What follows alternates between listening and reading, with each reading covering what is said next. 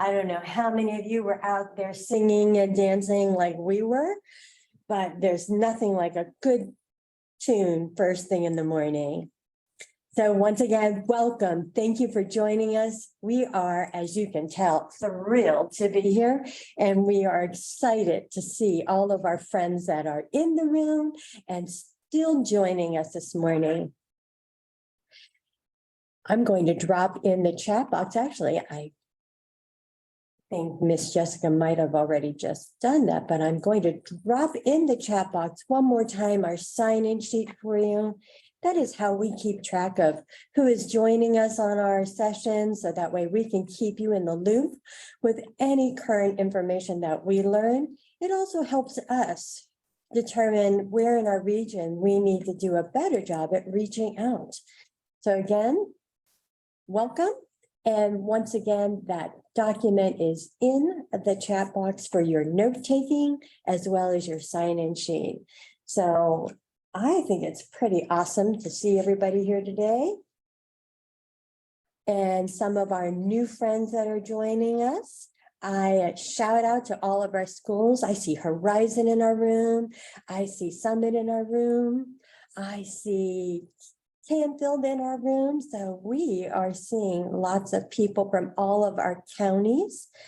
Wonderful show out for Rivergate. Nice to see you, Rivergate. Sebring is in the house. Boss is in the house. Powerful. Don't forget to take a moment to rename yourself so that way we can actually identify. We have somebody from the ESC that's looking a little curious to me. I want to know who is that ESC icon. Without further ado, I get to fabulously start us out. That I am Marla, for those of you who don't know me, and maybe this is the first time you're joining us in our session, but I am joined also by Matthew Heath. And I'm Jessica Deddick. And Matthew. I think we have some wonderful things about our social media that you would like to share. I would love to share them. Yes. So if you don't already do so, we are active on social media, specifically Facebook and Twitter. This past year, we started using YouTube. We've always had a YouTube channel, utilizing it not so much, but in the past month, we've actually started to put these recordings from these sessions on our YouTube channel. So we're getting a little bit better about using that. That's where we'll put this recording when we're done with this morning's session. That's where you'll be able to find that. But I also wanted to bring up, it's actually National Men Make Dinner Day. Oh. Yeah, apparently that's the Didn't know first that. I saw. Yeah. You might want to pass that information along to either the man in your life or keep that from your significant other. I don't know. Exactly. Yeah. Apparently that's the first Thursday of every November. Oh. Right. The things that you learn. Yeah. I've been living my life all these years without knowing that. So I apologize to my wife. That on purpose, though, Matt? Maybe. But yeah, follow us on social media, like us, be active, I guess. So what would a PBIS presentation be without a matrix? So as you see on our screen, our expectations are to be respectful, be responsible, and be a problem solver. Especially problem solver, because we know PBIS is a problem-solving framework. And the beauty of that is within this room, we have so much experience and so much wisdom that together this network can be a resource and a support for all of us together. But when we think about being respectful, we hope that you are in the the environment where you can possibly turn on your cameras. Maybe not all the time because we respect that, but when we're talking, it would be great to see your faces. We live off of that feedback because we so miss being in a room together. If there is any pre-work, or we have been calling it an appetizer, please make sure that you complete that prior to the meeting. And if you didn't this first time around, we're going to make sure that we give you that grace and support you in moving forward. Always presuming positive intent. I believe thoroughly that everybody wakes up and wants to be successful. Our students, our teachers, our principals, our administrators, we want to do the best that we can do. So presuming that positive intent is one of the ways that we help them actually meet the expectation that they've set for themselves. Being responsible, be an active participant, unmuting, sharing ideas, because like we said, this is a network. We learn from you, you learn from us, and we all learn from each other. Take care of your personal needs. We don't need to know how personal they are, but take care of them. And return promptly from breaks and activities. Being a problem solver for us looks like maybe seeking clarification. Feel free to ask questions. Ask questions of us, ask questions of our individuals that are in the room. That's how, again, we learn from each other. Use positive statements and restatements. What would positive behavior interventions and supports be without positive statements? And then, obviously, have fun learning. We want you to enjoy what we do, but we also want to enjoy the information you bring to us. So Matt, tell us about our day. What are we aiming to do today? I would love to. So we'll start right off with our norms, which sound very similar to some of our expectations, but be an active participant, have fun learning and networking, be respectful, truthful, and assume positive intent. Obviously, sometimes, some mornings, some of these sessions, we're going to talk about things that are personal to either us or our classrooms or our buildings. So always be mindful of privacy. And, also keep in mind, going back up to the one before that, assuming positive intent, sometimes things get said and we take them the wrong way, especially when we don't have the relationships that, are often needed to have some difficult conversations. But even more so, it's even harder because we're doing these things virtually that, sometimes something gets said in the chat or gets said, with the camera on. And again, because you don't have that, face-to-face interaction with somebody, it's easy to take things out of, content and to think that something was said in a, maybe in a tone or a way that you didn't like, and it wasn't the intent of the person that did it. So keep that in mind. Obviously, we've all had texts with people that things got misconstrued very quickly. And you're like, well, that's not what I meant at all. So just keep that in mind. That's one of the joys of doing everything that we're doing this way with technology. So, and last but not least, be a problem solver. As Marla just said, we're all in this together. We're all here to learn from one another. None of us knows what all of us knows. So, that's part of the big thing about all of us being engaged and being active participants, because each of you brings something to the table that not any one of us has alone. So we expect everyone to share, whether that's in trials and tribulations, as well as the successes as well too. So, and then moving along to the agenda, I got to be quick because it's 90 seconds or less, and I'm probably pushing that right now. We're going to start with welcome and introductions, which we've done, some updates, some pre-work, which was you guys received that. It was around de-escalation. And then we're going to move into some strategies for de-escalating behaviors, and then some strategies to share with the PBIS team and staff, as well as wrap things up with feedback and survey. We're going to start off, or we're going to have some polls mixed into this morning's session. That's going to sort of revisit some of the information that we had in our previous session. If you remember way back in September, it seems like it was forever ago, we talked about the importance of action plans, walkthroughs, and the features of TFI. We're going to have a couple polls just as refreshers. By all means, don't get nervous, intimidated by any of that stuff. They're just some polls. If you don't know, you don't know, right? So that is the outlook for this morning.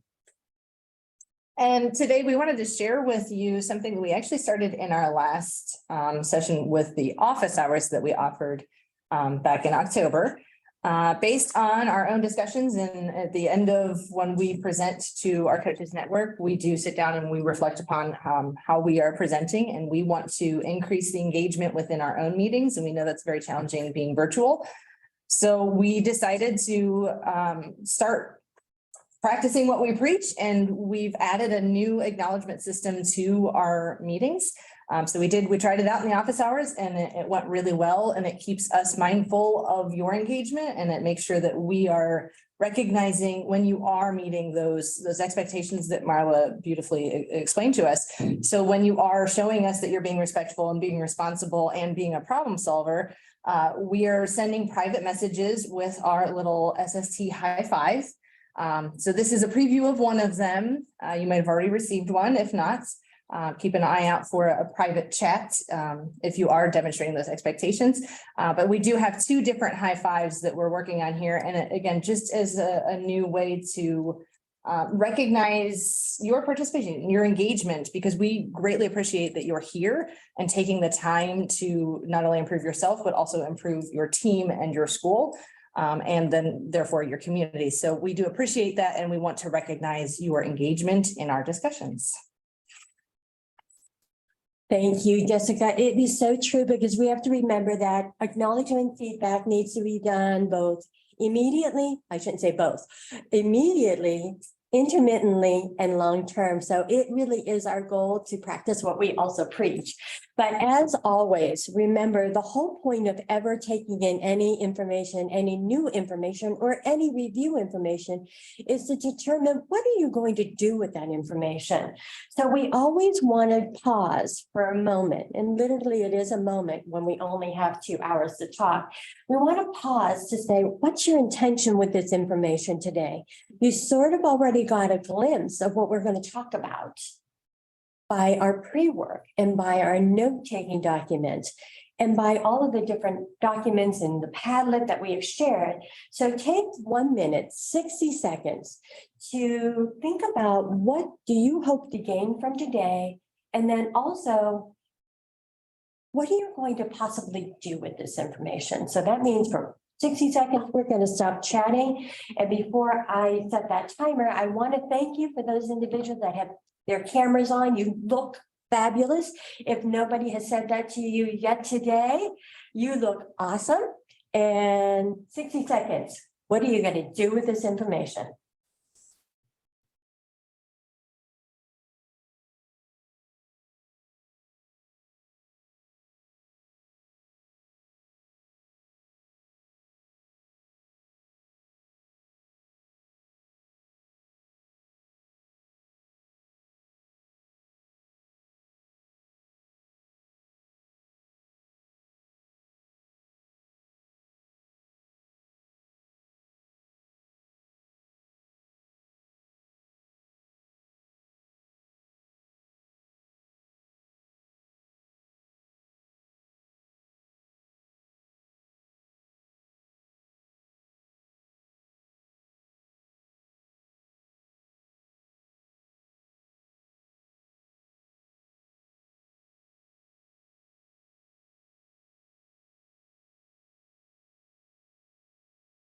Five seconds, my friend.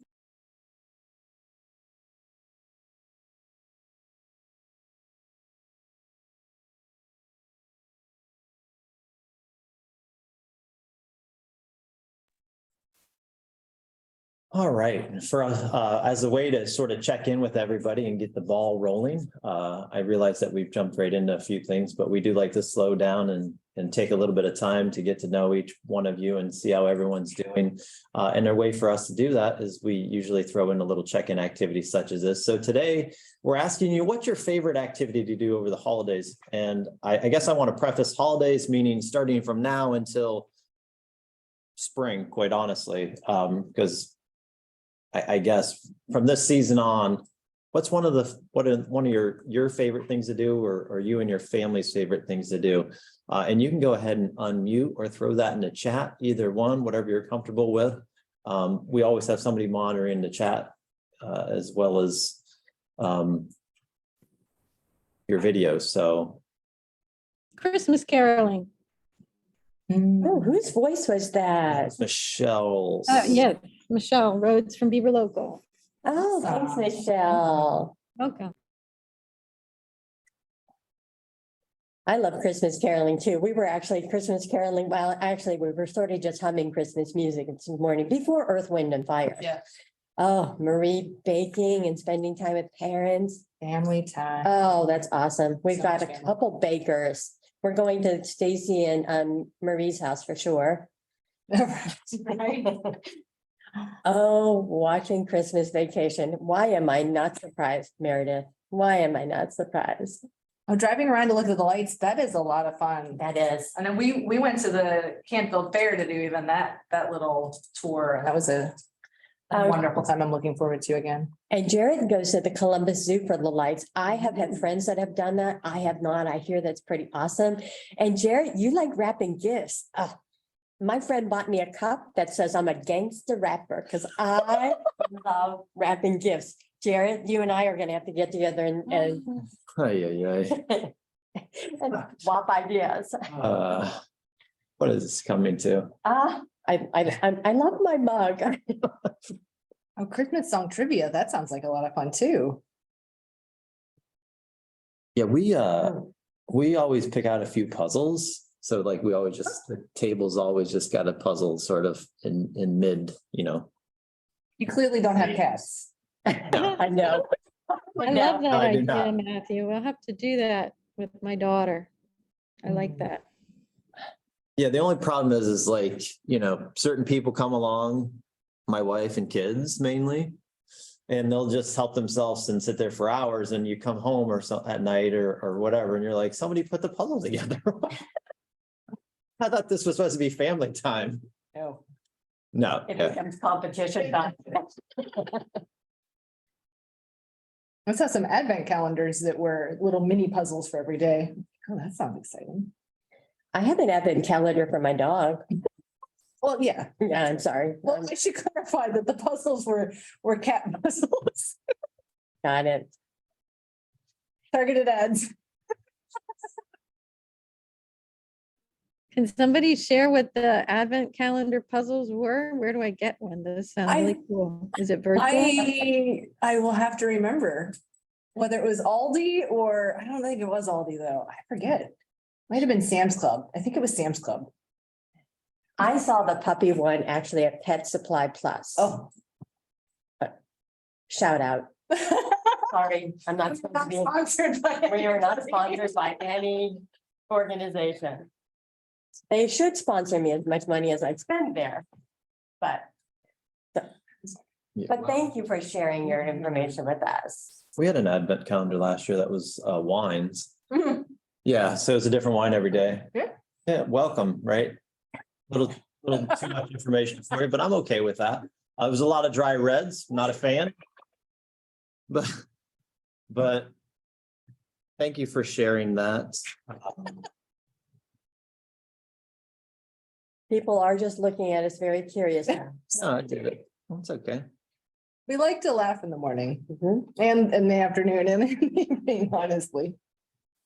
All right, well, Marla is next up with giving you an update on our dates of our coaches networks. Okay, so as you can see on the screen, almost. Almost. Oh, Almost. Just to remind you that we do have some dates out there that we want you to mark your calendar. You do probably have, or you may have realized that I send them out to almost everybody just in case. And we are so glad, as I look through the rooms, there are people that actually did bring friends. So a shout out for those people that brought friends with them. And that's what we want you to do is, even if they don't have a chance to sign up, that's okay. Just bring them along. We are an all-inclusive environment. But you can see on the screen, hopefully, our coaches network. We have January 5th left and March 2nd. And our hours are consistent. We try to stay consistent because last year when we flip-flopped, it didn't work for everybody because we got a little confusion. but our hours are 8:30 to 10:30. And then we also want to invite you to our flipped office hours. I want to shout out to a couple of our young ladies that joined us last time that did a fabulous job. Thank you so much, Meredith and Stacy. We have a few other people that joined us last time, but they're not with us today. But our flipped office hours are December 1st, February 2nd, April 6th, and April 20th. Remember, if you can't come for the whole entire time, that's okay. Just join us for as much as you can. We, again, are more thrilled that you're able to join us and get a little bit of information and gather that information to share back with your teams, because that's the important piece. We know and we respect that all of us can't come with friends and come with a team, but you are our PBIS cheerleaders, you are our superheroes, you are the catalyst in your buildings. So whatever you do with this information, it's to build your capacity, but also to build the capacity of others. So thanks so much for that. I would like to take a minute and kind of explain what this flipped office hours is. Thanks, do that, Jessica. Yeah, so this is not your traditional office hours where we just sit and wait for people to come with questions. We call it flipped because it's a flipped classroom mentality that we send out a little bit of material in advance. So the last time we sent out a 20-ish minute video with some information for you to kind of digest. And then we invited those participants to come to our flipped office hours where we had then the reverse discussion. So you already had received the content. And what we were able to do in that office hour time was really dig deeper into the discussion. And we had a really great discussion through all of the different components. I know that some of you were unable to attend that, but still took back that video and had your own discussion with your own teams or with some other team members maybe. So this is not necessarily what you might traditionally expect in an office hours, but it's a little different than what we provide in our coaches network. So we do have a different name to it, but it is still a great discussion. So you are always welcome to come with questions. But this is definitely an opportunity for a really in-depth discussion about PBIS and how it works for you and your building. And how to continue to strengthen your systems. So I just wanted to clarify what we're doing there.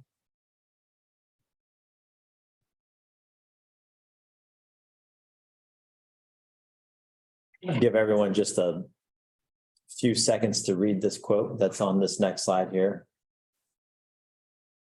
Or we can all read it together.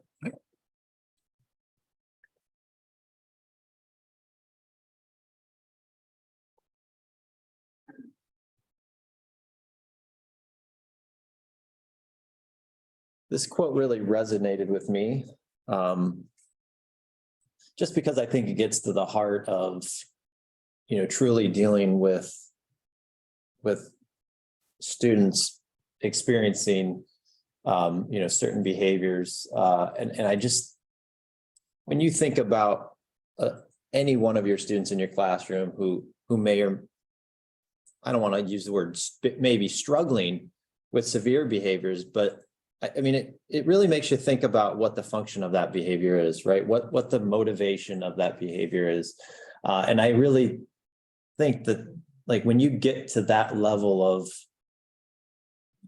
sort of examination, it really makes you, look at that child differently, as well as the behavior differently. And I know it's really easy to not always separate those two.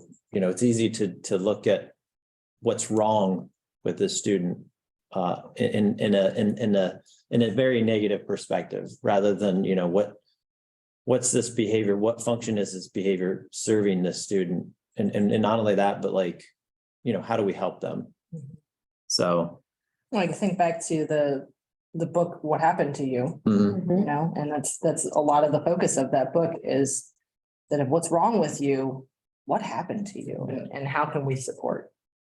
I was thinking the same thing. So if anybody is interested in it's hard to say the word good read, but an eye-opening read. Yeah. We would recommend that book. It really does open your eyes up to different ways of looking at trauma. So which is We'll put that in the chat. What Happened to You, which that we're referring to a book called What Happened to You. It was actually written by Dr. And Dr. Bruce Perry. Bruce Perry and Oprah. Yeah. The Audible version of it also is a great version of it. All right. Next up is And our Team Go ahead. Matthew, Go ahead, Susan. I just wanted to share, Marla actually recommended that book for Summit Academy Secondary, and we're using that in our TBTs. And there's a companion guide with questions for each chapter. And I've got to tell you, I know Greta's on today, the TBTs are really involved and enjoying the book. So I just wanted to do a shout out for that because it's an easy book to read and you get a lot out of it. And that companion guide is also great, and it's right online and it's free. We like free and we like good even. Thank you, Susan, for mentioning that. Yes. All right, next up is some of our updates. As always, we mentioned this, I'm sure we mentioned this back in September. I know we mentioned it at the office hours, but the OLAC PBIS Showcase is coming up December 6th. I believe registration opened up on October 24th-ish. It is free. It is all virtual.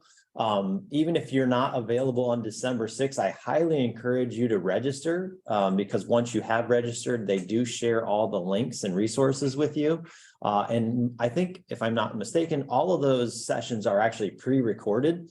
So you can go in there, listen to any of the recordings that you want to, download any of the resources that you want to, all in your own, on your own time.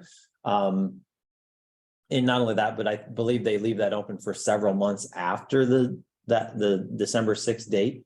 So you really have a large window of time and opportunity to consume as much of that as you wish to. So just one of the many resources that you have available to you for free. That's also where we recognize the schools across the state that received thank you. recognition this past year. And there is a shout out because we have quite a few of those schools with us today.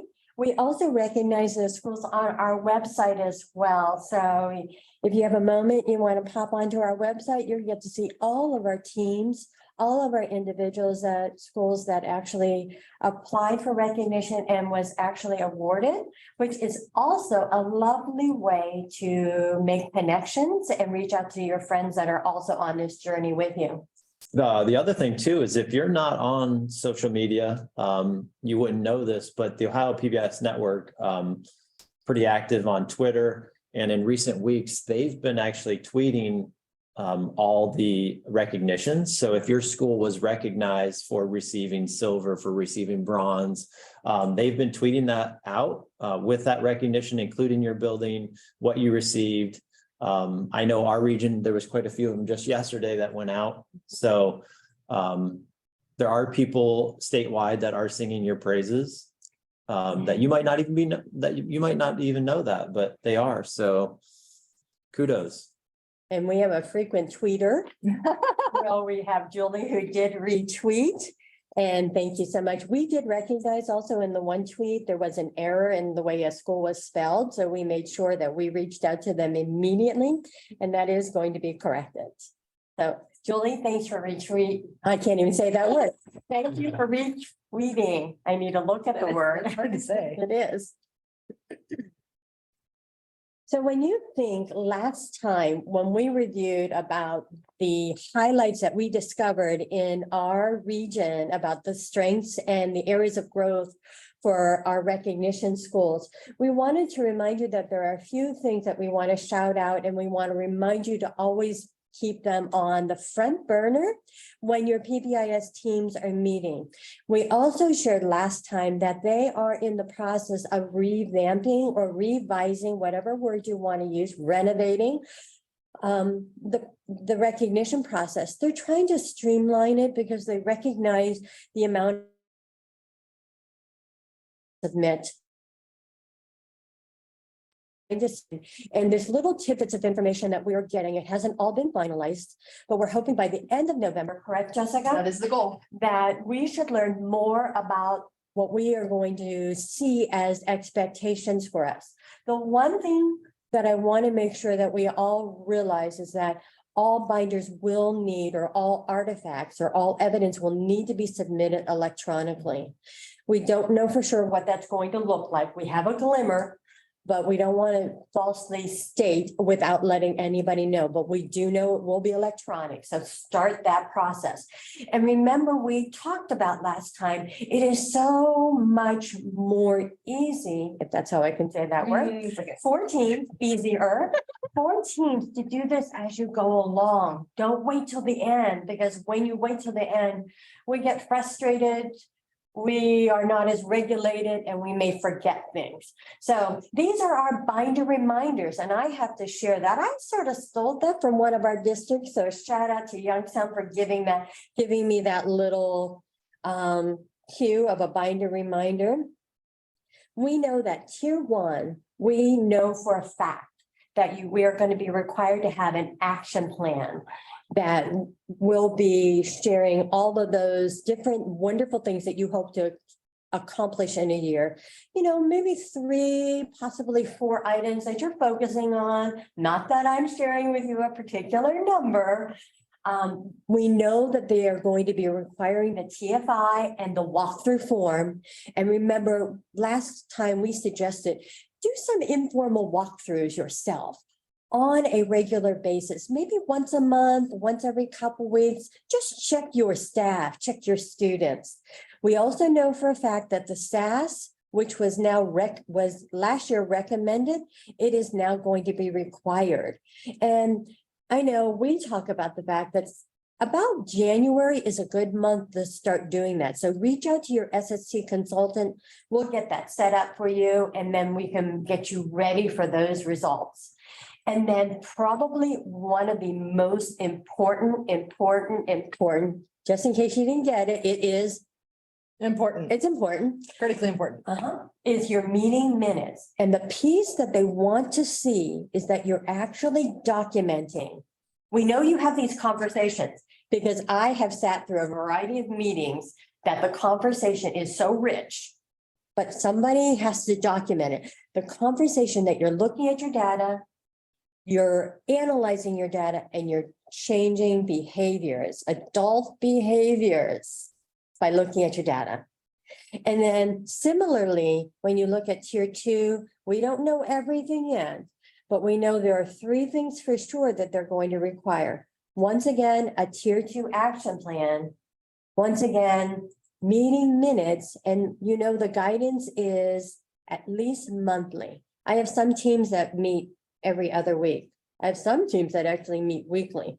That's not a mandatory number, but once a month is mandatory or recommended.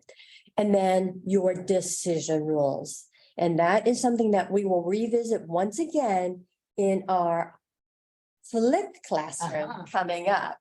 So just your binder reminders, keep this on your agenda. Visit it frequently. I know a shout out to Sebring. We see them adding things into their classroom all the time. So that's how you stay ahead of the game. So there is your binder reminder for the day. And then the other thing that we're really excited about that we are working on for you is we have created a launch pad, and we are working through tier 1, tier 2, tier 3. You see an image for tier 1 on the screen, and we'll put that in the chat for you as well. And what we've done is we tried to accumulate top and reliable resources for each one of those features. Tier 1, you know, thank you, Jessica, for putting it in there. It's so hard to talk and put reminders in the chat. Thanks, Jane, for loving the launch pad. We love it too. And then that 3rd column is guiding questions. And I have to give a shout out to my very dear friend, Doc, who's in the audience right now. I actually sort of stole this idea from her because this is how she submitted her evidence for the year.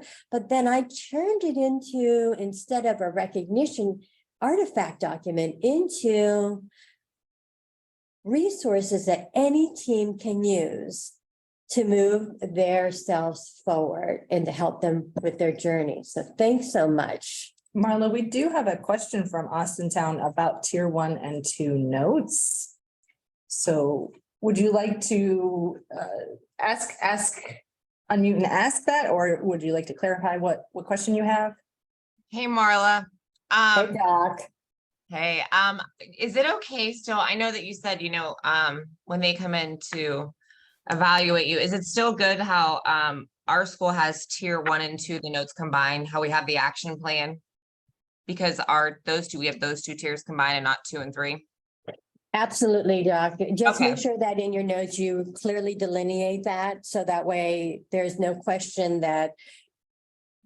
Because again, the other piece we know is that it's being reviewed from outside. And I know that you and I have had that conversation, but I want to just reiterate that one more time. So it's actually being reviewed by outside reviewers. So we want to make sure, we want to make it as clear and as simple for the reviewers so that there's no questions. But it's okay just to have one action plan for both tiers. Yes, because you're going to have all of that, the features on there. So they're going to see that it's a 1.9, and I'm making that up, Doc, or a 2.5. Okay, so yeah, because we have our check-in and check-out, like we review the graphs every year in that meeting. So that's part of that tier too. So okay, so I'll just make sure I clarify it like you said. Thank you. My pleasure. We appreciate anytime that you're asking for clarifying concerns. So thank you. So without further ado, Matthew, I think we have a poll coming up, don't we? And not the North Pole. But we do have a poll coming up, and I'm going to launch it for you. Hopefully you can see on the screen what that poll is right now. That is not the poll we were going to do. It is not the poll we were going to do. But how about if we do that one anyway? That's fine. Okay. So when you look at that poll, we're talking about which of the following meeting components are being utilized in your monthly team meetings. And you can click as many of those that are currently included.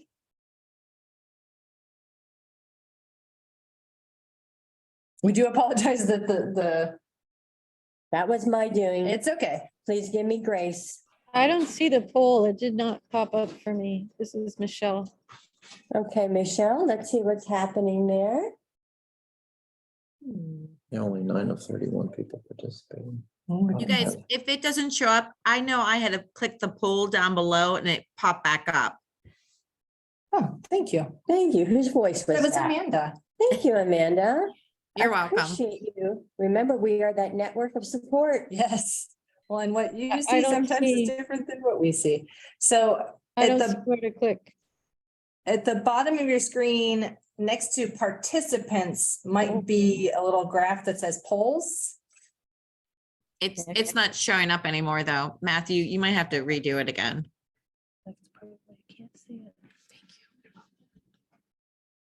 We appreciate your patience with this because this was definitely I wouldn't say spontaneous idea, but this was a new idea that we wanted to attempt. Now let me end it and see if I can relaunch it, because right now, if I share the results, Oh, yeah. actually, let's just share the results for this one and Okay. we'll move forward. Yeah. So as you look through, it says, which of the following meeting components are being utilized in your monthly meetings? We actually have great percentages here that 95% of our membership roles are defined. Participation is at least at 80%. We got 95% there, which is 18 out of 19 respondents. Nice. Defined agenda is utilized, 95%. Student behavior data is analyzed. That's a little bit on a lower side there, but that's okay. We're at the beginning of the school year. We're only in November, so this is something maybe would become an actionable item for us, which is the final one, which is actionable items are decided and documented. So looking good. we have areas of growth, but we also have areas of strength. Okay. So Jessica, I think you're going to share with us some wonderful things that you've been noticing across our region.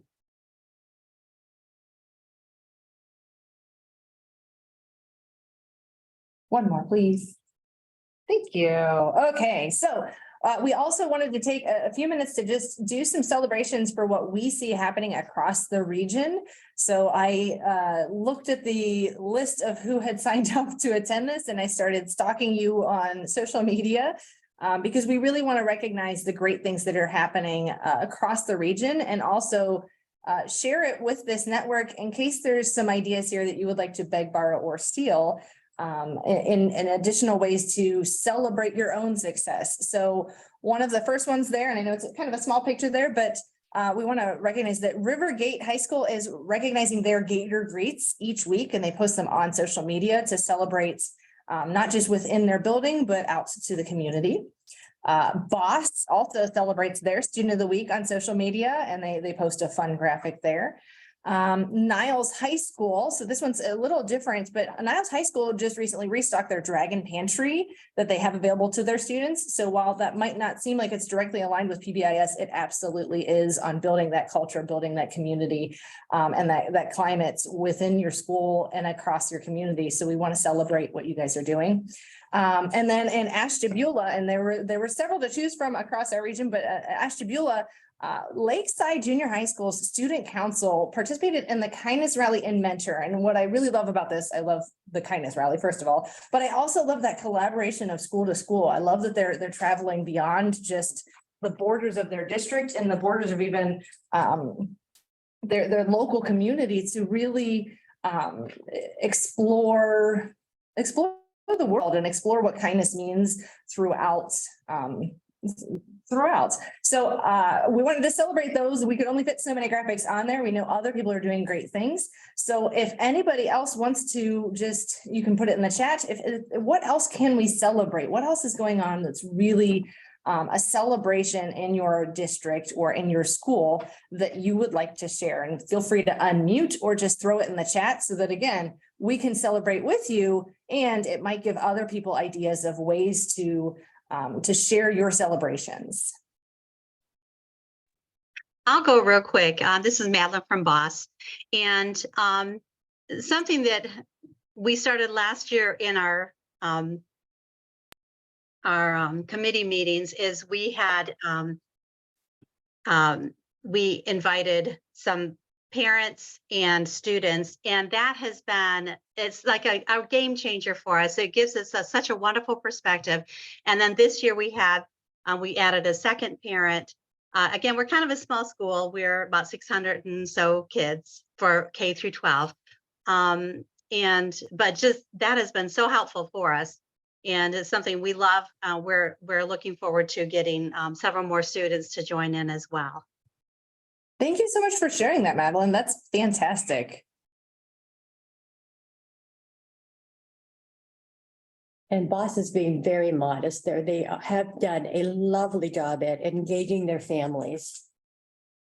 Oh, I thank you, Michelle, for sharing. Beaver Local is connecting the Sandy Hook Save Promise Club to work with their PBIS goals. And we love when you're connecting all of these, because we don't want PBIS to be its own separate part of your school, that it is your school. It's how everything works. So I love that you're making those connections. Thank you.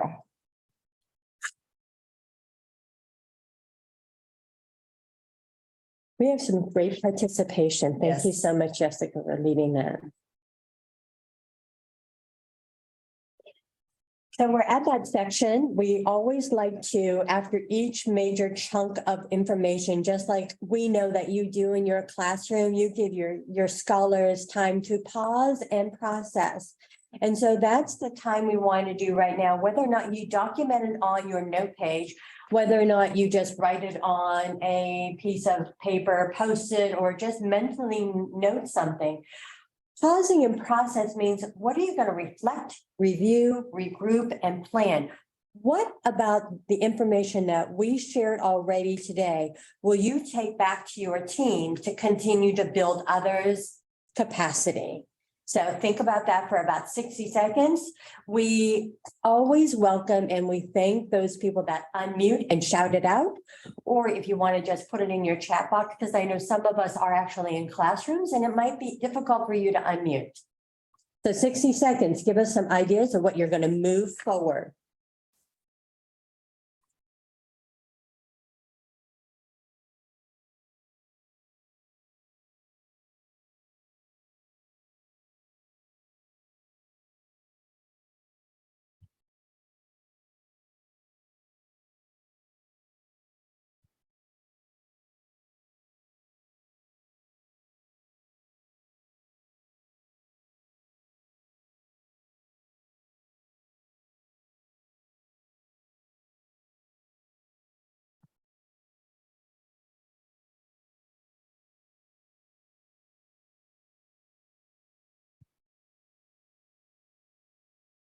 You'll have to forgive us here. We're cracking ourselves up. But about 5 seconds. Thank you, Madeline. Refining tier 2 strategies and documentation. Because yes, BOSS has their decision rules. They're up and running. You've shared them with BLT meetings. Awesome. It's so neat when I have that personal connection and know all the good things that you're doing.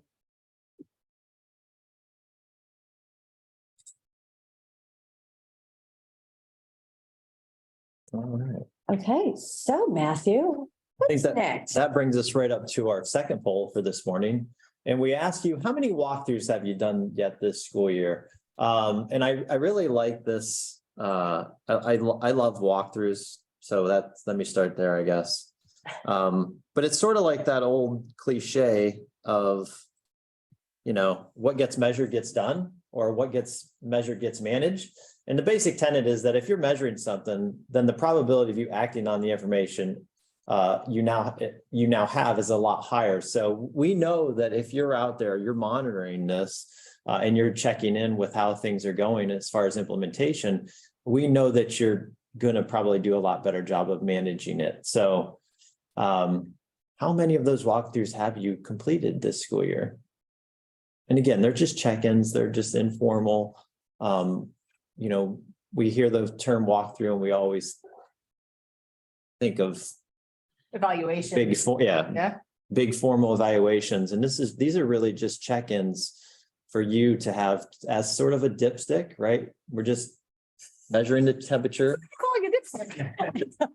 I went right there too. Sorry. And Matt, I actually started calling them walkarounds. Yeah. Because really, that's what it is. Or walkabouts if you're in Australia. No. That's what you want to do. And if you haven't done any yet, just like we said earlier, it's only November. Mm-hmm. Get out there, get that dipstick out, check to see what's going on there.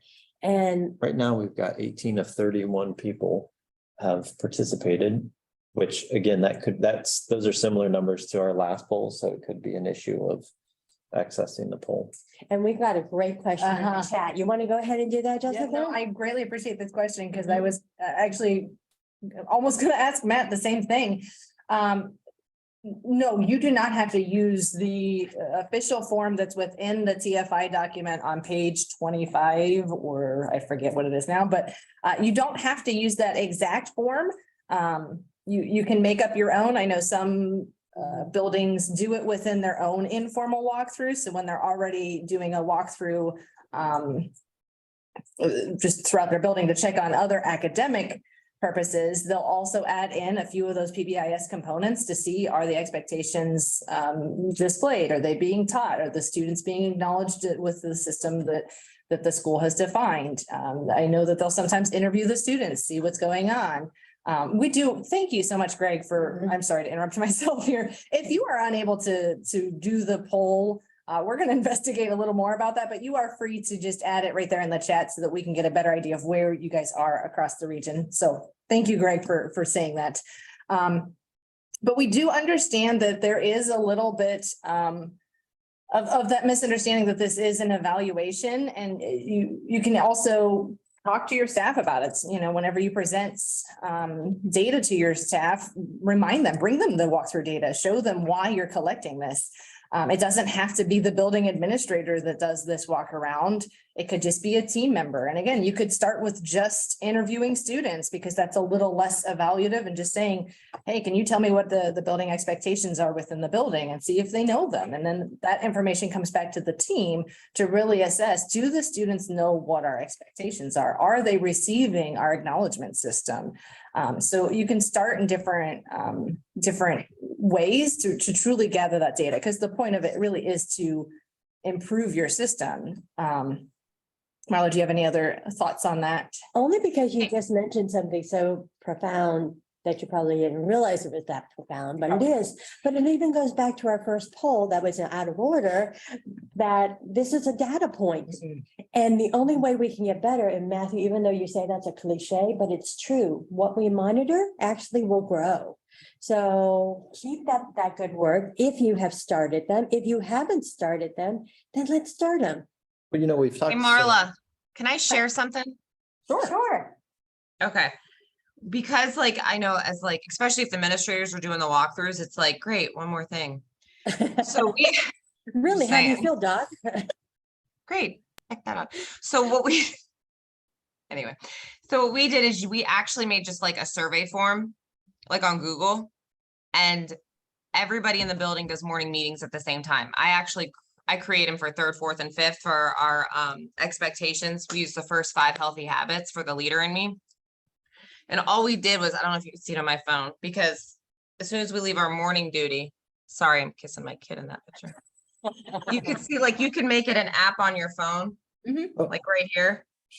And then you just click on it and then walk around to the classes. And it's literally like a minute or 2 in each room.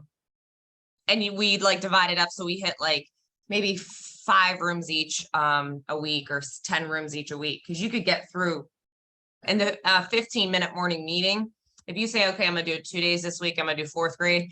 We have a big school. We have, 14 to 16 teachers in each grade. We can get through a grade in 1 week by putting that. And it's a good reminder to me by putting that form as an app on your phone and making it just a survey.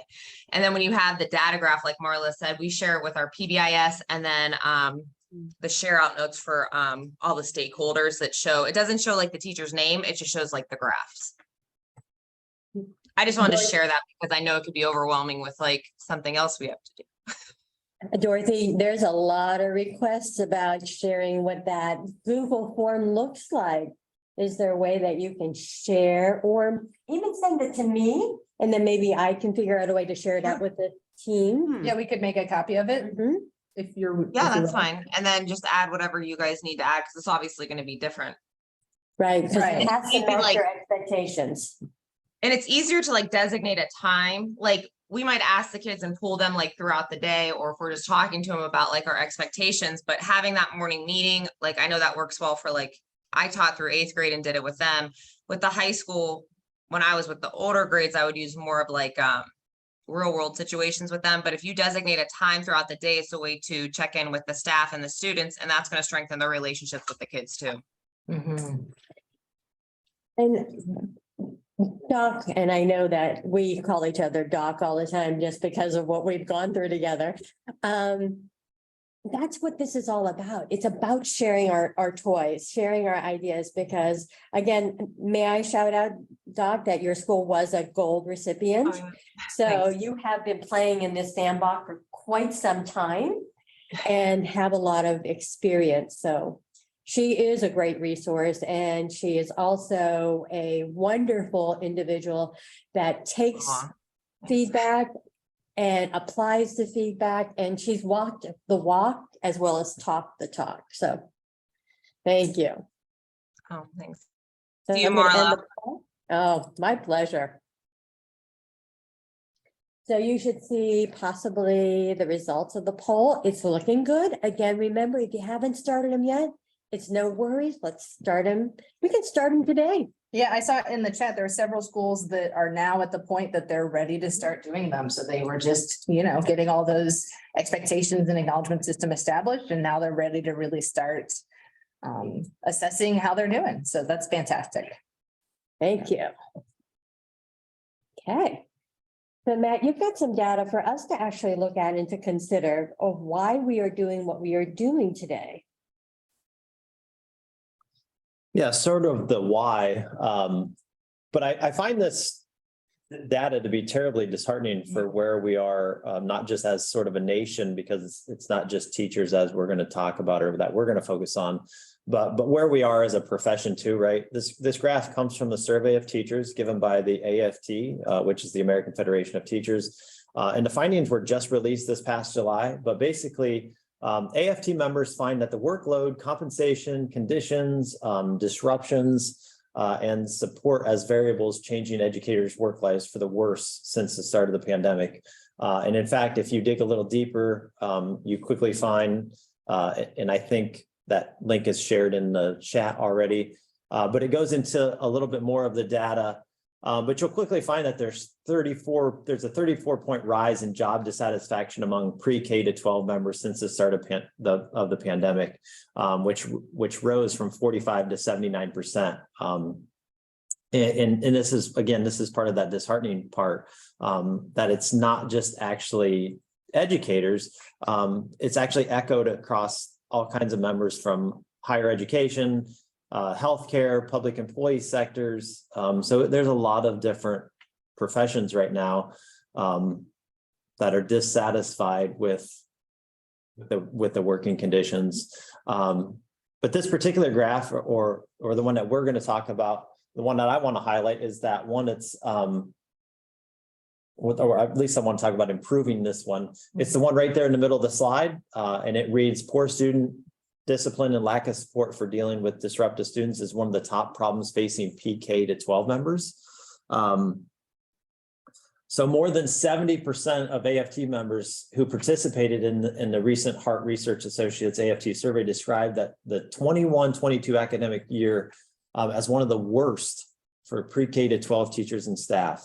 So that's our why this morning. We want to address this concern and begin to address it and try to give you some tools to decrease and or eliminate these problems. So when you have a minute, take some time to review that research. Don't focus on the problem though. Let's instead focus on some solutions. And that's really what the meat and potatoes of this morning are about. So I'm going to move right on to the very first resource that we had shared. Marla sent out in an email 2 weeks ago, roughly. Maybe about 9 days ago. So about 9 days, not to be specific.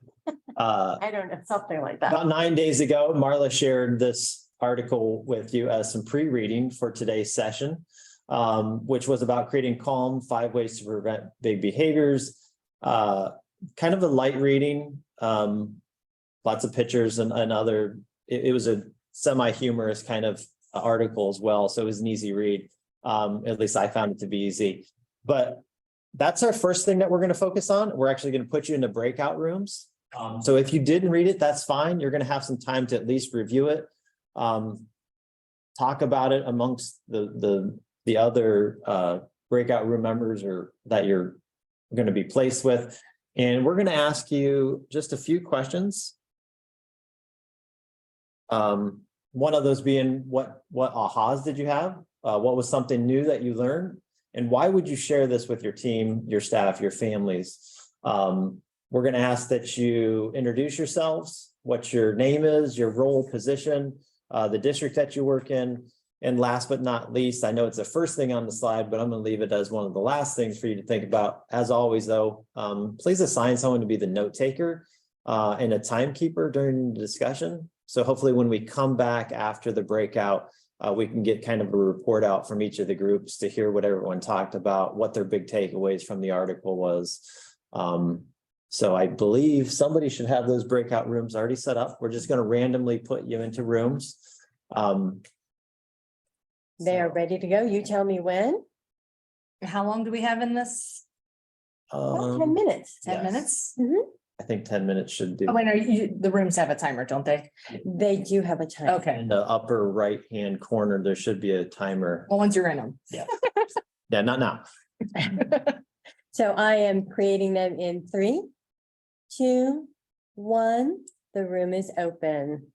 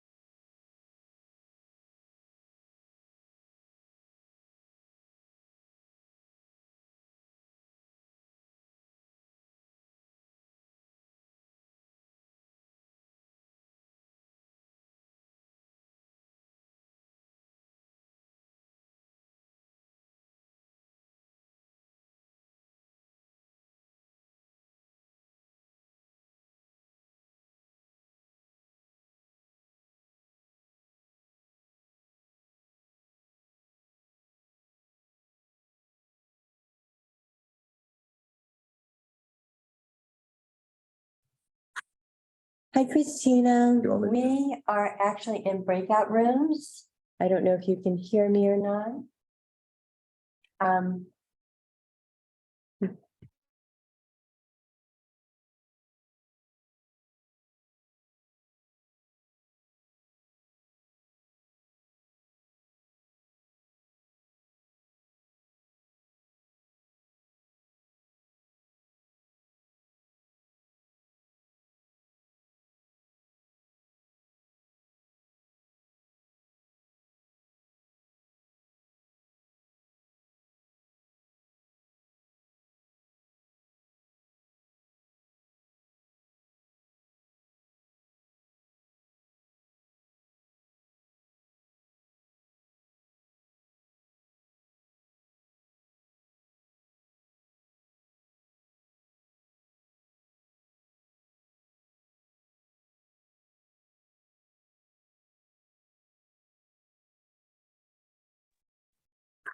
We seem to have some sort of breakout gremlins.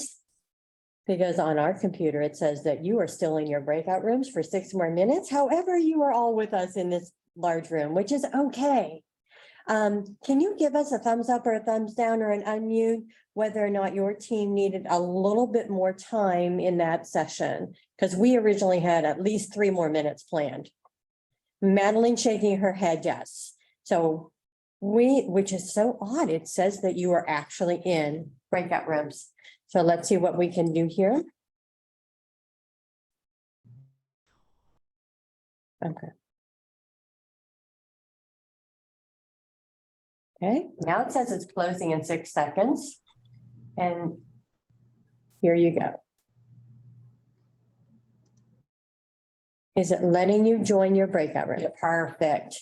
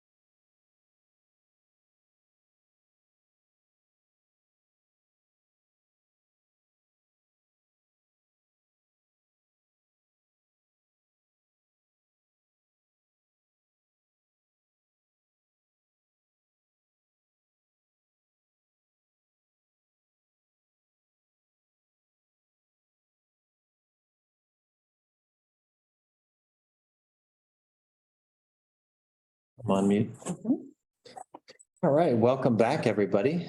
Sorry for that little mix up there, which we never did figure out what happened. But we have come to learn that just expect things like that. Because they happen all the time. And sometimes, or most of the time, it's for no reason. But hopefully you had a great discussion with the people that you were partnered up with in your breakout room. And you got a chance to address these 3 questions that we asked you. And if not, hopefully you had a chance to dig deep into 1 or 2 of them. And having said that now, we'd like to hear from some of you, if you're willing to share out, to volunteer, to unmute yourself, throw in the chat.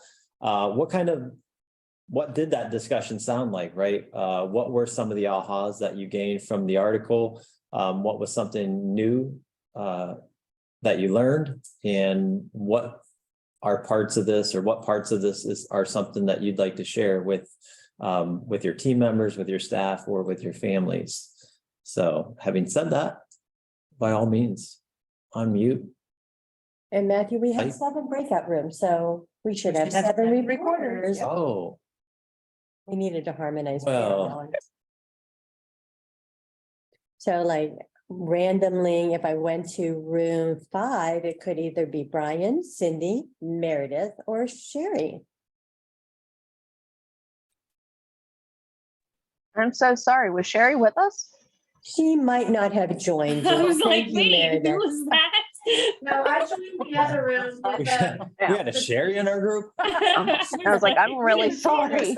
Report out. In Well, I group joined the 5, other we room kind because of got on a talking point where we were just kind of explaining what the walkthrough process was currently like, and how our schools kind of approach that, item of criteria. Brian was talking about how he's a new school, well, not a new school entirely, but how they're working through this process, and how that's a little different between like Cindy's school, who had achieved silver, and here at Boss we had bronze. And so we all kind of had a unique point of view as to like what we were bringing to the discussion. I found that very restorative, and I appreciated their time. Thanks, Meredith. All right, for Well- our group, we didn't really decide who was going to have the different roles, but I'm going to just speak out for our group. What we found to be very true in all these is that the importance of routine with our kids, and the also another aspect that was brought up was that to be human with the kids, to allow them to see, like, if we're having a bad day, that we can just explain that, and that and allow them the same grace, all right, to have bad days, and just to kind of model those life skills, as adults in our classroom to our students. And that those were things that really stuck out to us in our group. Thanks, Madeline, for reporting out for room 1. Appreciate that. So for our group in group 3, we talked a lot about the staff and how it's difficult with all 5 of these different ideas to have them be all on the same page within a staff that I know most of us probably has the 15-year veteran, the 15-year veteran who is stuck in their ways and don't tell me to be positive that I've done this before. The first-year puppy who's just eating up all the information in the world and will do anything and everything you say, and getting everyone to be on the same page so we can have that consistency within trying to tackle each of those things. Because if you don't have that, and they go from 4th grade with the first-year puppy to the 5th grade who has the 15-year veteran who's saying, yeah, all that crap last year doesn't matter, I'm the boss and I'm going to tell you what to do. Getting everyone to buy into that idea that this isn't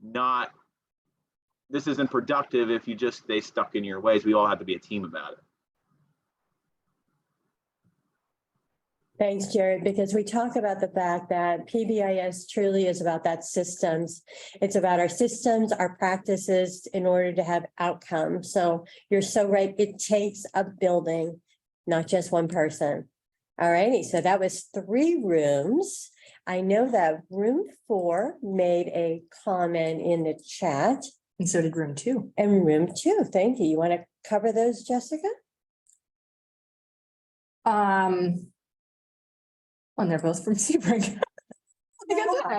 That's wonderful. Oh. And now I lost okay, so buy-in from staff, and that's a great discussion point. Julie, do you want to, or Lynn, do either of you want to explain anything further? We were, this is Julie, thank you. We were just talking back and forth, kind of like the gentleman that just shared. I'm sorry, I didn't see what his name was that shared. I apologize for that. But the idea of having certain staff not buy in, certain staff do it a certain way, just everybody doing it their own way and not being consistent with it.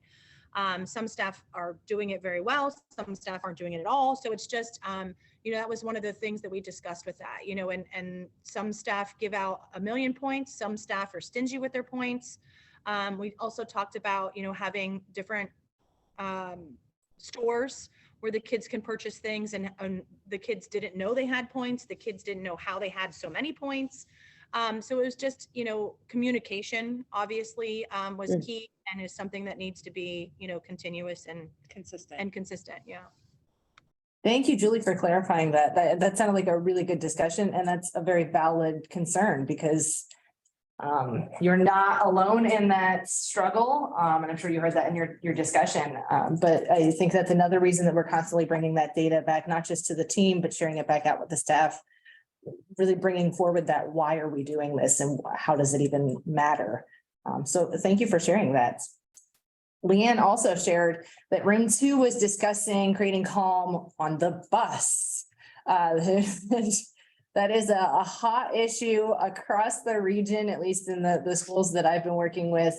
The bus is a real concern.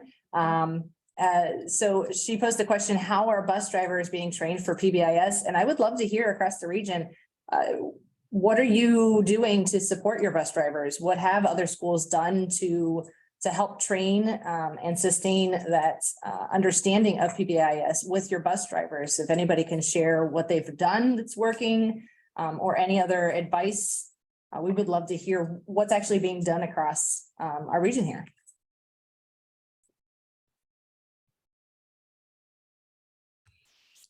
Wait.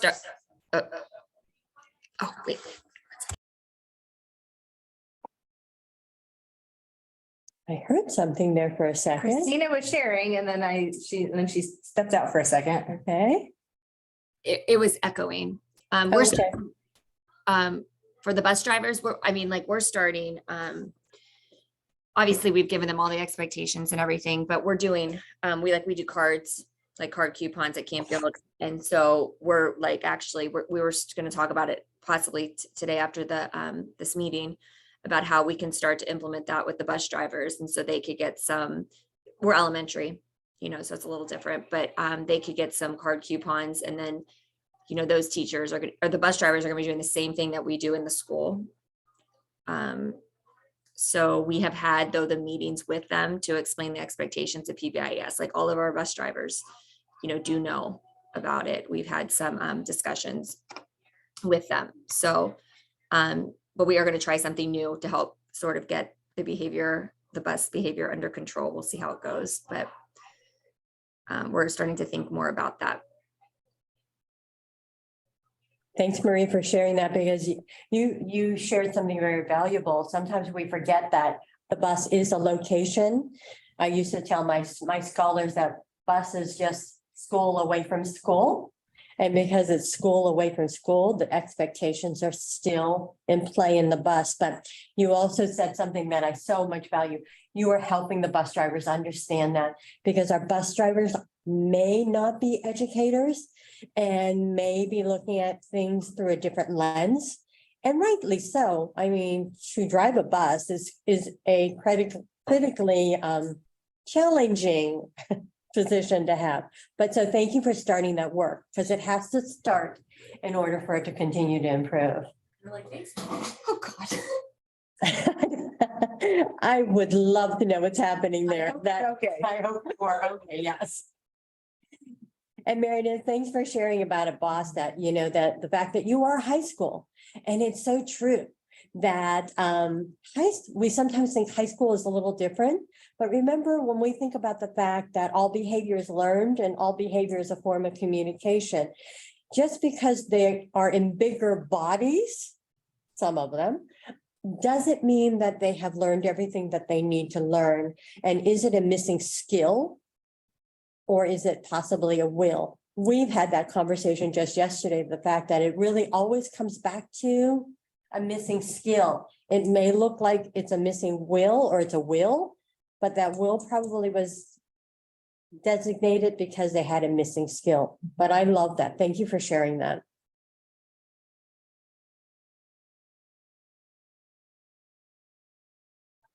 I feel like we've heard from a lot of the rooms. Was there any other big takeaways that we missed that anybody wants to pull out in our appetizer article here? Jessica, I'll speak for, I was with room 7. Awesome, thank you. And one thing that we talked about was in the article, when you had your behavior matrix, adding, they said to add, I think it was when you're feeling upset or frustrated, these are the things that you can do. And I thought that was a great idea. Because sometimes we say, thanks for saying that. I was really hoping to hear that. That was one of the points, one of the reasons that we really wanted to move forward with this article, because I think honoring the fact that students and staff are going to feel upset, they're going to feel frustrated, and acknowledging that from the start. You know, and then our discussion was, I'm always going to challenge my students because that's my job, but sometimes that challenge is going to move into a frustration level. right, And I, as an adult, need to recognize that, but students also need to learn how to handle that. And as one of the other groups already mentioned, even modeling that we are humans as well, we get frustrated, we get overwhelmed, and how can we model being respectful or responsible or safe or whatever our matrix is. So I love that you pulled that out, because that was one of the reasons that this article sold me on the importance of bringing it to the network. And Marla, I completely interrupted you because I was so excited about this. But no, it's so important because it's talking about we have to teach those regulation skills. Actually, it's really that self-awareness, because even in ourselves, because when our students get frustrated, sometimes we then in turn get frustrated, and then it's a big frustration. But it's teaching those social emotional skills of being self-aware, self-management, responsible decision-making, social awareness, and also relationship skills. Even though you don't think that's all in there, it's all in there. And we can't regulate unless we know how to regulate, and we can't learn to regulate when we're in crisis. So that's where we have to do it proactively. So this article was so powerful because it's proactive, responsive, and it's also, we're going to get further into being reactive. So you're awesome.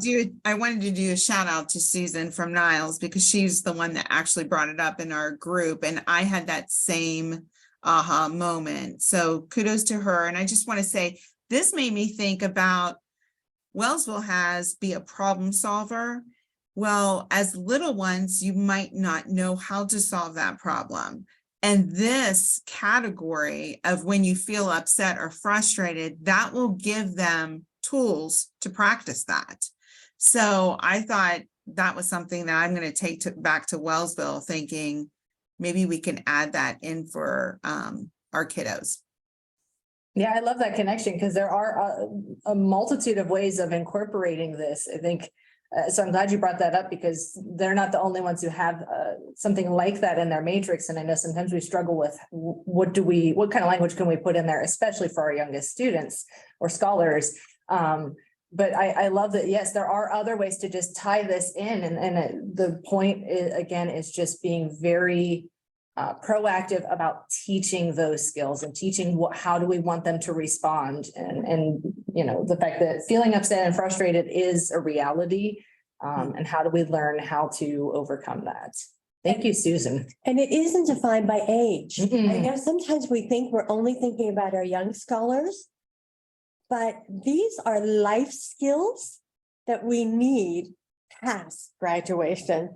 I mean, you've seen it. You've seen our adults that may not regulate very well. I mean, even us, everybody in this room has had moments of maybe not being as regulated as we want to be. And remember, a dysregulated adult cannot regulate a dysregulated scholar. So awesome conversation. This is so exciting. So we have another poll. Again, not North Pole, not South Pole, but I think we're gonna pause a little. we're gonna We're pause. gonna pause a little. Oh, let's pause. Or did we move it? No, let's pause. Okay. That's right. Yeah, we've given you a lot of great information. You've had amazing discussions. I really appreciate the share out. To continue those discussions, we are going to give you another moment of pause and process to jot down any notes, what you're going to take back, what you're going to change. But we also want to give you a stretch break. So we're going to give you a minute to pause and process, and then a 5-minute stretch break, because we do appreciate your active engagement, but we also know you've been sitting down for a very long time.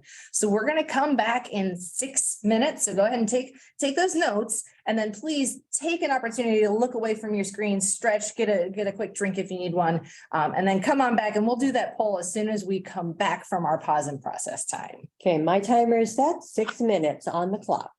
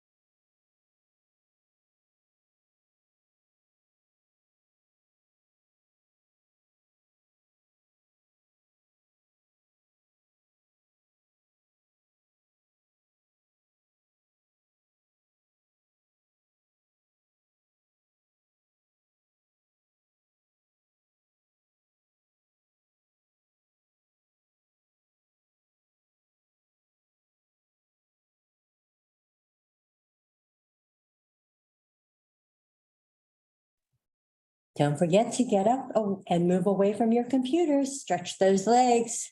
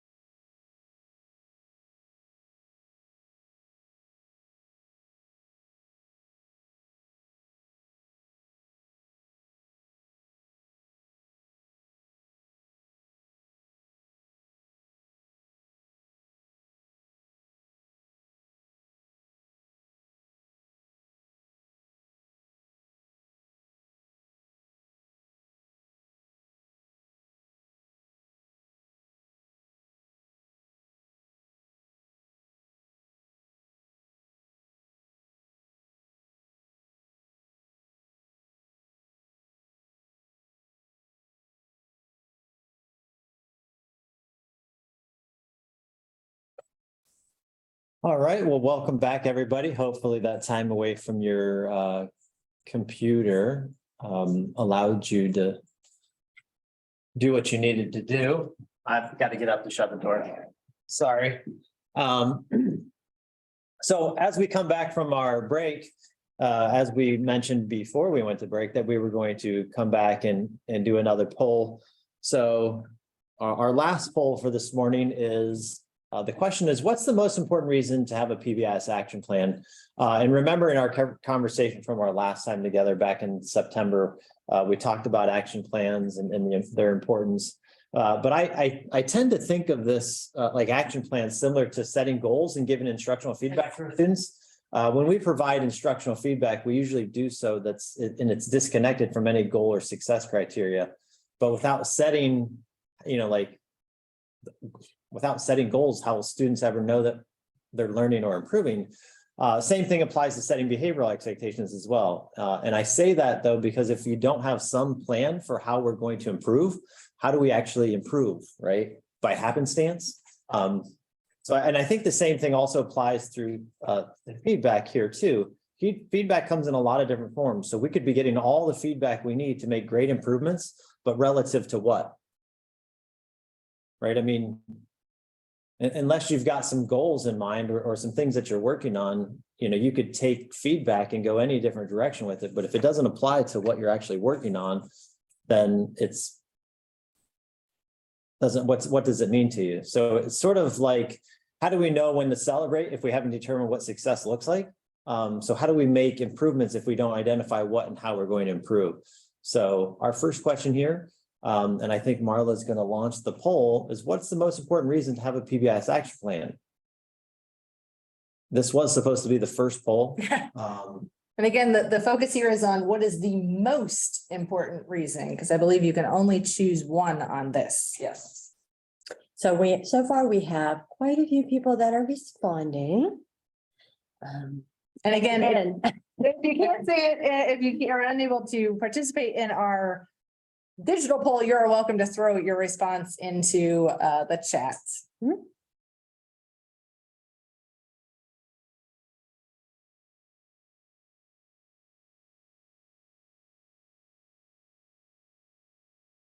So how about a few more seconds on that poll? It's looking good. We're going to end the poll in about 5, 4, 3, 2, and 1. And thank you for those individuals that are putting it in the chat box, and the poll is ended. Let's share those results.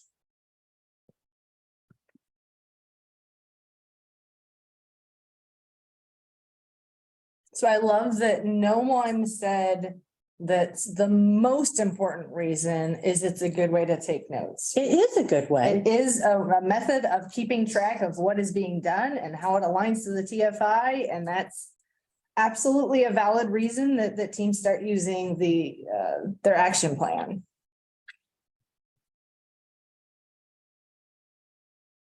So I'm going to stop sharing.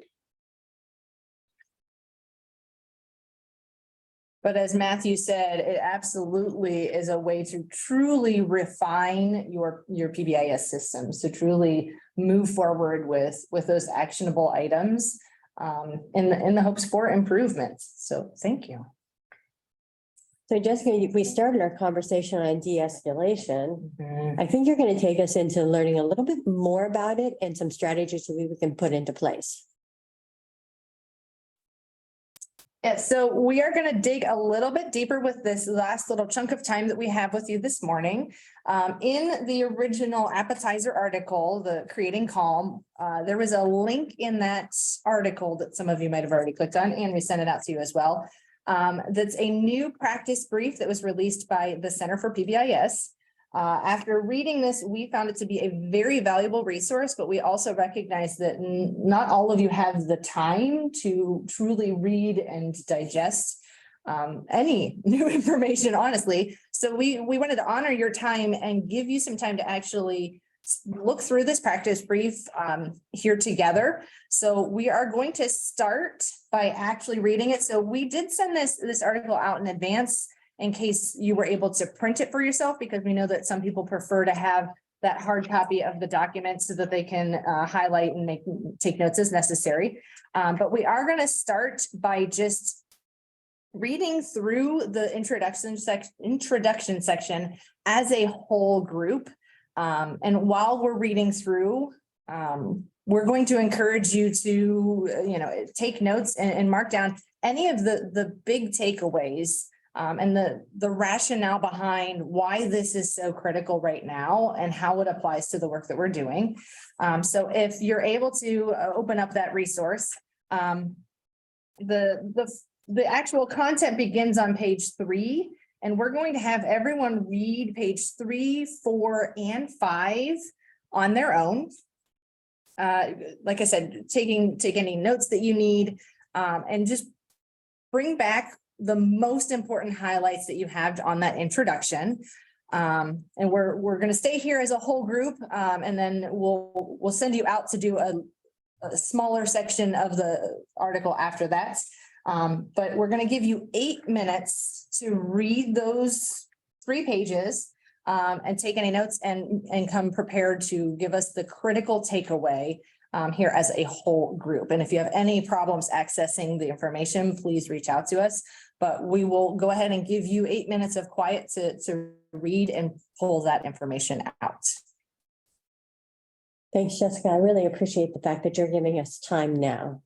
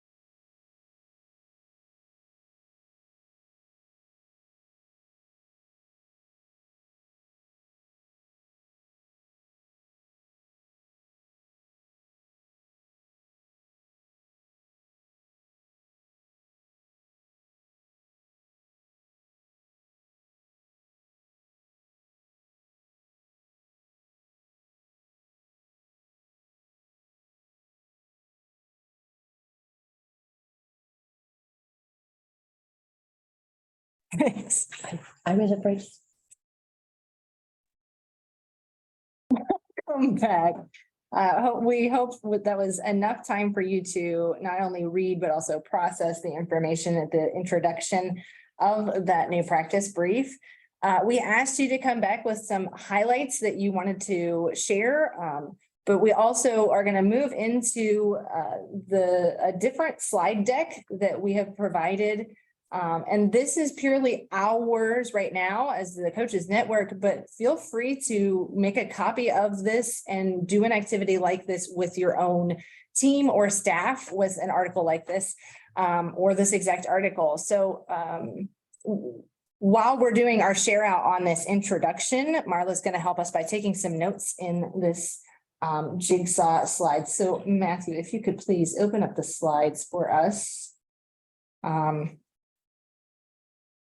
And I can also, unless, Marla already did it, but it keeps copying. Every single time I do that, it know. becomes weird, but give me a second, I'll do it again. I got it. You sure? I got it. Right now. There we go. Okay. God. So if you open up the link that Marla just sent out, this is our jigsaw activity for this specific article. And what we're going to do is just discuss that beginning part of the article, the introduction. So what were some of those highlights? And you can either throw it in the chat or feel free to unmute. And I will do that typing for you. So no worries on this first slide. Matthew, can you progress us on to, I forget what slide number it is. It should be slide 3. Thank you. Oh, this works, sister. Just, yeah, click us through. Yeah, somebody had to put in those. Keep going all the way to slide 3. I have no idea. There we are. Okay, sorry. Why we do those Sorry. things. That was really nice. Thank you. Okay. There was a lot in this introduction, Mhm. Jessica.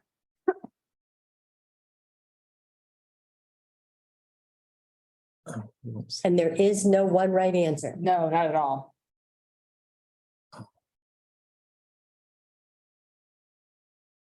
I do have to share, though. I cannot see the chat while I'm typing. So Mhm.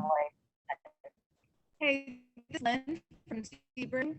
Julie and I were talking about the kiddos here in Sebring and how we think it's really important for them to be able to first identify their feelings.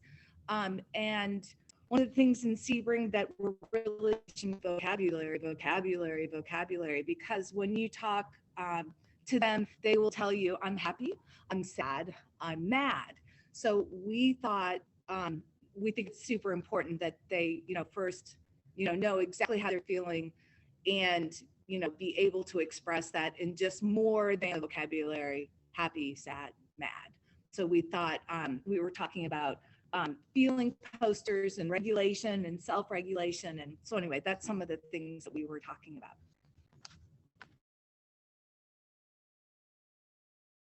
Thank you for sharing, Lynn. That's absolutely a great point to bring out of the article. and that is self-awareness under our social emotional learning skills. Yes. Mhm.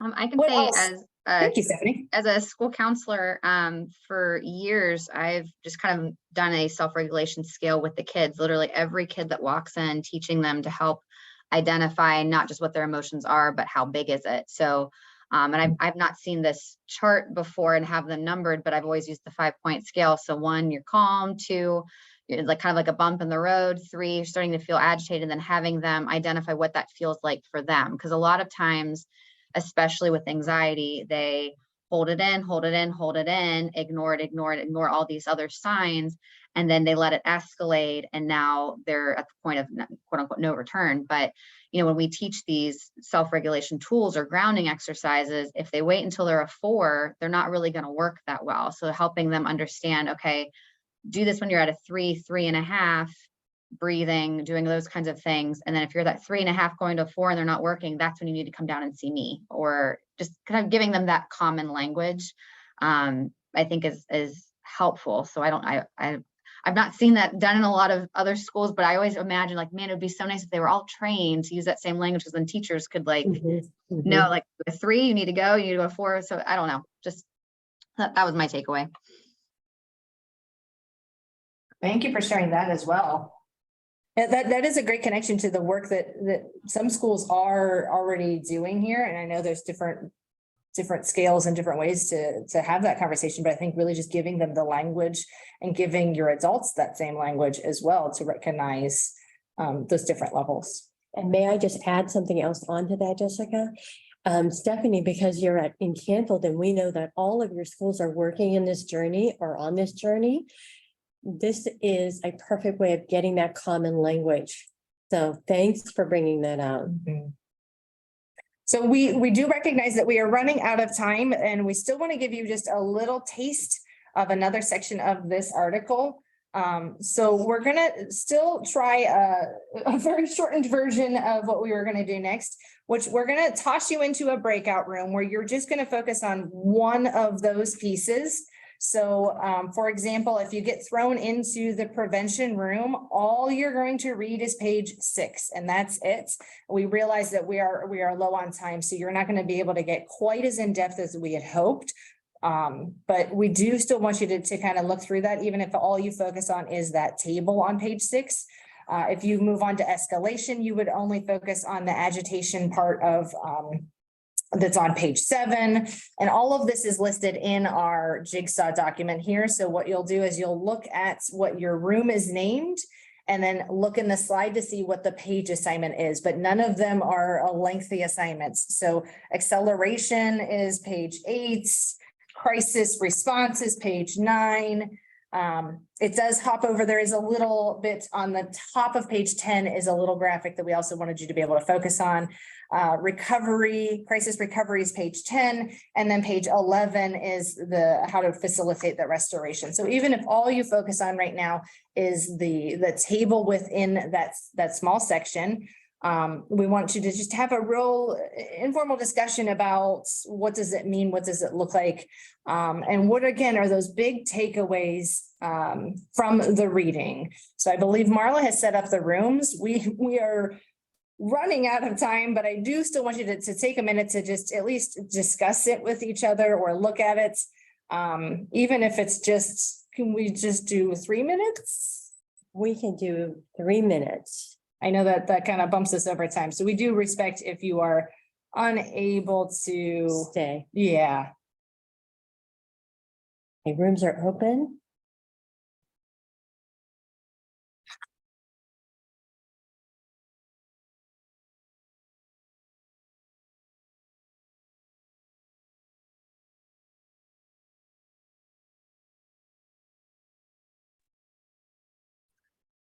Marla? Yes, Jason? Hey, I have to leave because I do have a parent meeting. No worries, Jason. Thank you so much for joining us. And again, congratulations on achieving silver. Oh, thank you so much. And thank you for all your help and support, the whole state support team 5. We appreciate it. It's our honor. Thank you.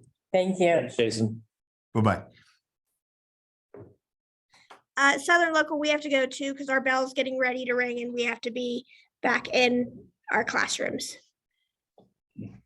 Thank you, Southern Local. If we send you the evaluation, could you possibly give us some feedback so that way we know how to move forward?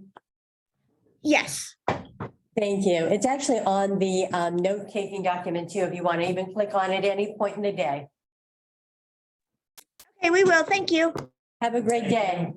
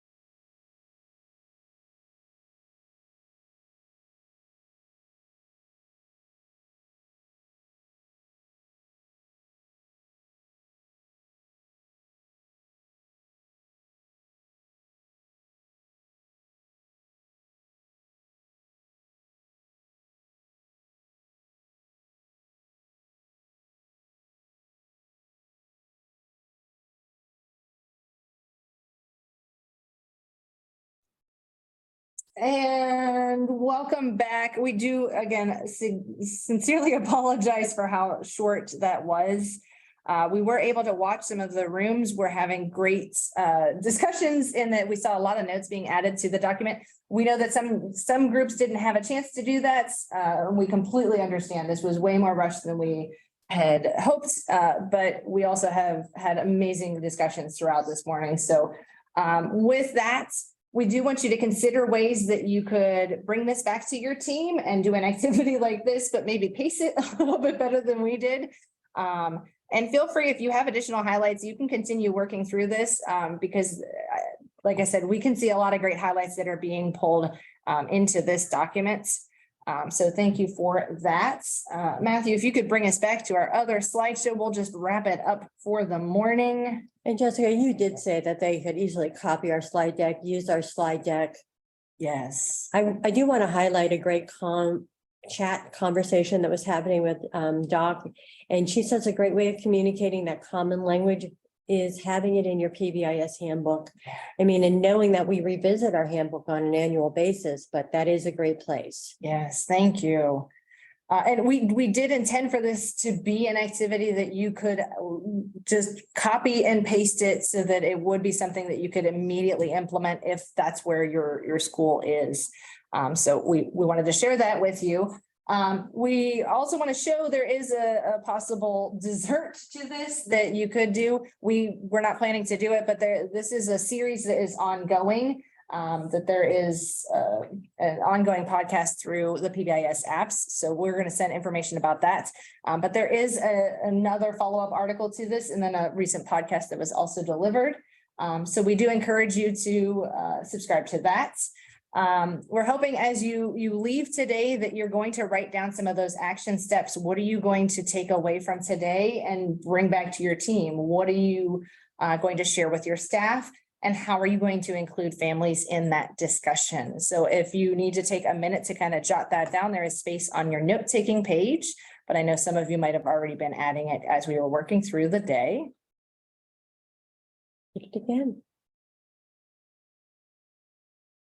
And as we are doing that, we again apologize for running over time. We are usually very punctual, but if you could take a minute to complete our post-event survey, excuse me, we would greatly appreciate your feedback, and we do spend time reading through it. So we appreciate you taking the time to be here and to give us the feedback from our session today. So I believe we're going to share that link. Marla's pulling it up. She's got a lot that she's we threw a lot at her today. Sorry. But if you could take a minute to complete that, we would appreciate it. It's honestly coming. I'm not trusting my copy and paste anymore, so I'm doing it sort of long way. Sure. Our next coaches network, which is what this format is January 5th. It is on a Thursday. And then our next flipped office hours, where we'll give you content in advance, and then you're going to come for a great discussion, that will take place on December 1st. And you can register for those events through the Ohio ID portal. If you have any questions, feel free to reach out to us or include it even in your evaluation. We greatly appreciate you being here today. And we wish you a great end of your week and a great weekend. Thank you, everybody. Be well, be safe, and be positive. Always. Always.